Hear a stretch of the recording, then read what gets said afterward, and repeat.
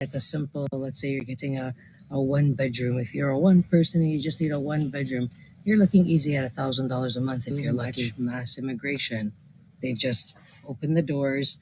Everybody's just flooded, which is fine because that is what our country is about. We're about multicultural. This is what we thrive on in Canada, okay? But you can't just bring people to a country and not provide them things that they need, the necessities. That's for any country. It won't be a successful journey for anybody. You can't just take somebody and drop them in a different country, especially if they don't speak the language, and think they're going to be successful. So you think that our Australia that put a shrimp on the system? Yeah, because then there's no jobs for the Canadians.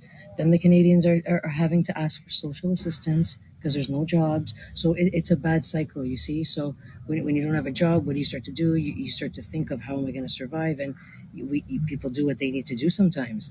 But that's the bad circle. It's a bad hamster wheel going around here. There needs to be a big time change, or we're going to definitely be in a very bad recession if we're not already there. Yeah, people, you drive on a street, if not every second or third house has a for sale sign because we can't afford our payments. Do you know how scary that is in a place that's freezing temperatures? Very scary. You mean crazy? Very scary. Yeah. Canadians and people. So it's a process that you have to mentally go through. Like, okay, I got to do this at this time, and I got to be on the road by this time because the roads are really bad, and work sometimes can be 20 minutes or 15 or half an hour. The journey now becomes a 2 hour, 3 hour journey to and from. That in itself is exhausting, having to be on the road in bad weather. So, I'm not knocking my country. Don't get it wrong. I'm not knocking it. We are fortunate in certain things, but in other things, we heavily struggle.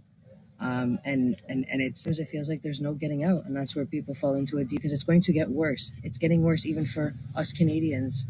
We can barely survive, and depression is real there, right? Depression is a serious, very serious thing. If not, I'm going to say 1 in 3, 1 in 5 people are suffering heavily, if not medicated. Some people don't get out of bed. Imagine seeing darkness for months. Easy living in Canada, as the lady mentioned. You got to be mentally and spiritually ready. There are many factors that come in place. The weather, depression, finances, etc. You got to have a plan living here. You got to be, like I said, prepared. For example, maybe you're not able to pay all your bills, and finances become a big factor. Like I was saying, the weather can be below negative, like the weather could be -20, -18 degrees, and it can get really cold.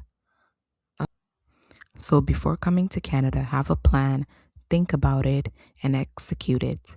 Thank you for watching.